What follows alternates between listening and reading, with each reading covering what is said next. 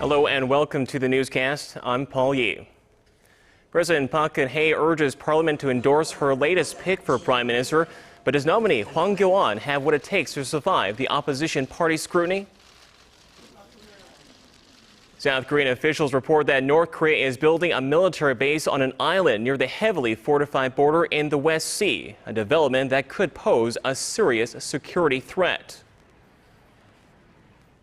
And two key affiliates of Korea's biggest business group, JL Industries and Samsung C&T, are planning a massive merger. Many analysts suspect it will help pave the way for Samsung's heir apparent, Lee Jae-yong. President Park Geun-hye is expected to submit a confirmation motion for her prime minister nominee to the National Assembly today. Parliament will have 20 days to conduct hearings and vote on Hwang Kyo-ahn, but that's cutting it close to the president's trip to the U.S. in mid-June. Our Choi You-sun starts us off. At Tuesday's cabinet meeting, President Park urged Parliament to cooperate on a number of items, for most confirming Hwang Kyo-ahn's nomination. She stressed that the government is carrying out reforms to revitalize the economy and to root out corruption, and the new prime minister should lead these efforts. But Hwang is expected to face intense scrutiny from the opposition party, which has already zoomed in on his past military exemption, alleged tax evasion, and conservative views on national security. The president also addressed delayed reforms to Korea's deficit-ridden public employee pension system, calling on the rival parties to pass a related bill by the end of this month's extraordinary session on Thursday. Shifting gears to a key labor reform issue, youth unemployment, she also applied pressure to Parliament and the Tripartite Commission of Labor, Business Management, and Government. Despite 6 months of negotiations, the three parties were not able to make any headway. 한쪽에서는 청년 고용 창출을 위한 법안들이 계속 통과되지 못하고 있고 한쪽에서는 노동 개혁이 이루어지지 않으면 우리 청년들의 미래는 막막해질 수밖에 없습니다. The president also asked the older generation to give up some of their vested interests, a reference to the wage peak system of creating jobs for young workers by reducing salaries for older employees in return for extending the retirement age. Choi You-sun, Arirang News. And over at the National Assembly, Korea's two main rival parties have reached a tentative agreement over a bill to overhaul the public employee pension system after months of partisan bickering. Park Geun-hye tells us more. At its general meeting on Tuesday morning, the ruling Saenuri Party confirmed a tentative agreement written by the two parties' chief pension reform policymakers. It comes 2 days before the agreed deadline to pass the pension reform bill at the full assembly on May 28th. The reform plan will save the government more than $300 billion over the next 70 years. The approved agreement also stipulates the creation of another assembly negotiation committee to discuss the separate national pension issue. Earlier this month, the main opposition New Politics Alliance for Democracy tried to link national pension service reform to the public servant pension discussion, demanding a 10% raise to national pension payouts. The presidential office and some ruling Saenuri Party members objected to connecting the two pension reform issues, and the reform bill failed to pass in the last session. The committee will examine the possibility of including the 10% payout raise. However, another NPAD demand may stall the passing of the public servant pension bill. The main Liberal Party is calling for the resignation of current Welfare Minister Moon Hyung-pyo because it's not satisfied with his handling of pension reform. But the ruling Saenuri Party said it cannot accept that demand. If the NPAD holds its ground, the agreement may fall through, endangering the passing of the public servant pension bill on the 28th. Park Ji-won, Arirang News. The chief nuclear envoys of South Korea, the United States, and Japan will hold trilateral talks in Seoul on Wednesday morning. At the top of the agenda, seeking ways to resume the long-stalled six-party talks and preventing future North Korean military provocations. Pyongyang has been raising tensions with its recent testing of a submarine-launched ballistic missile and claims about its strength of its nuclear program. Ahead of their trilateral meeting, the officials held two-way talks on these matters Tuesday. The South Korean and American envoys will fly to Beijing on Thursday for talks with their Chinese counterparts. North Korea may be developing a new threat to security on the peninsula. South Korean officials report the regime is building a military facility on an island just north of the heavily guarded inter-Korean border in the West Sea. Na Hong-kyung has the details.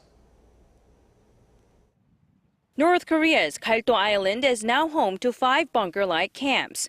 Military officials in Seoul say Pyongyang is likely to install 122mm multiple rocket launchers or use the bunkers as guard posts. Given the island's geographic location and the short distance from the NLL and Yeonpyeong-do Island, it's a serious threat to our military operations. Galdo Island is just 4.5 kilometers away from South Korea's Yeonpyeong-do Island near the de facto maritime inter-Korean border known as the NLL. If the facility becomes operational, it will replace Changjae-do Island as the regime's closest attack base to the south. The 122mm 40-tube MRLs have a range of 20 kilometers and are capable of firing 40 rockets in 20 minutes.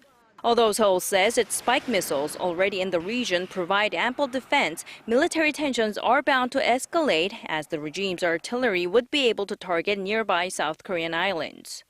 Watchers say this development should not be dismissed, as the area has often been a source of conflict between the two Koreas. In 2010, 2 civilians and 2 military officers died after Pyongyang shelled Yeonpyeong-do Island. Na Hyun-kyung, Arirang News. In related news, the United States plans to develop a new missile defense system to better counter North Korea's missile threats. The U.S.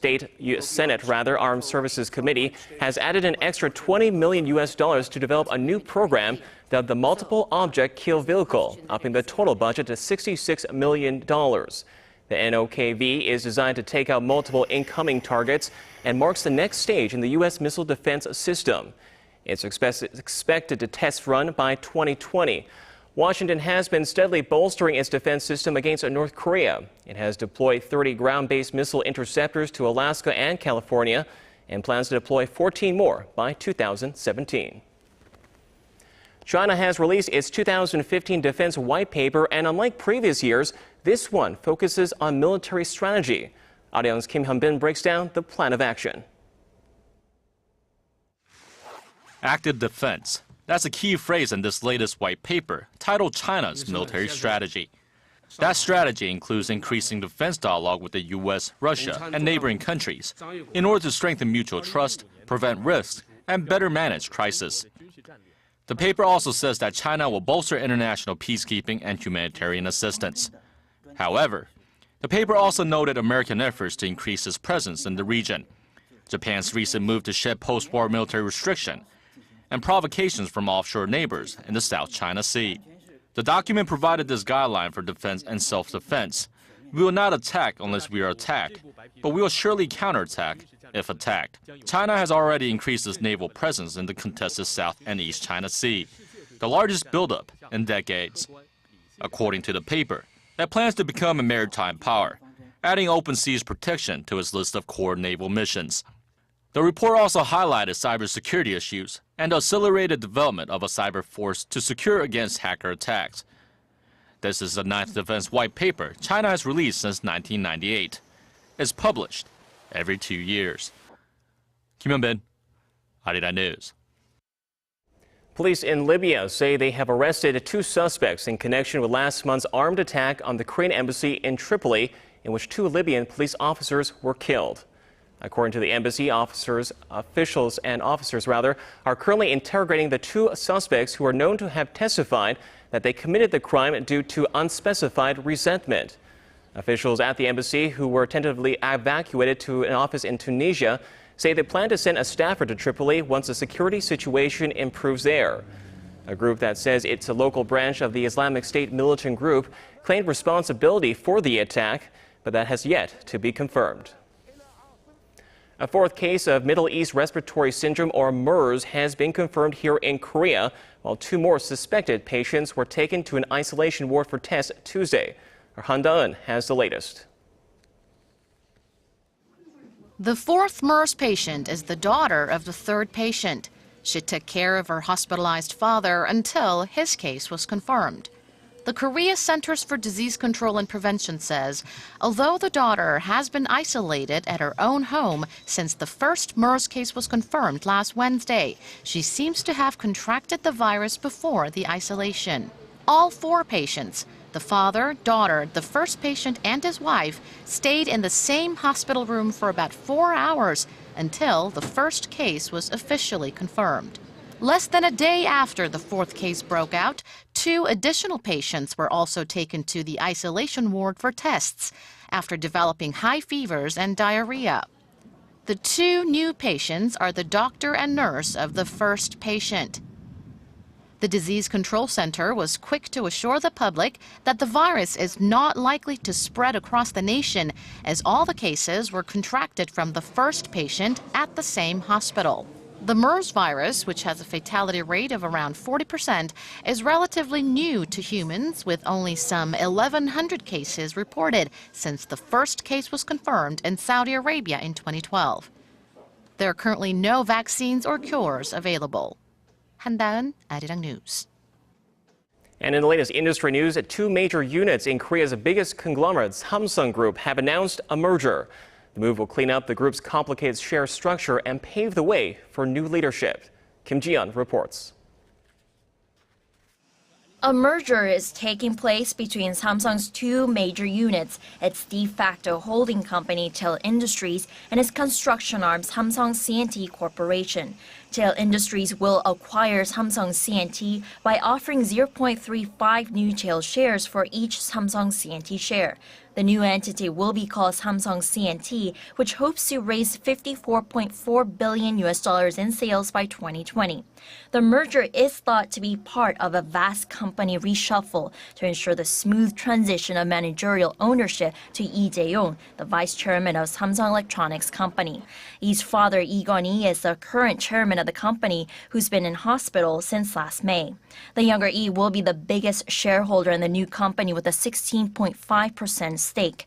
The merger is also expected to simplify Samsung's convoluted ownership structure, currently a web of cross-shareholdings involving some 70 affiliates.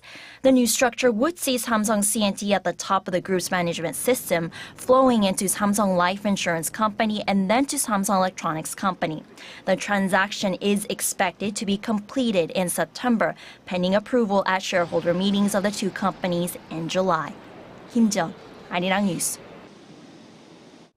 With Korea's exports continuing to fall, a new survey suggests Japan's currency has had a big impact and domestic exporters aren't compensating well.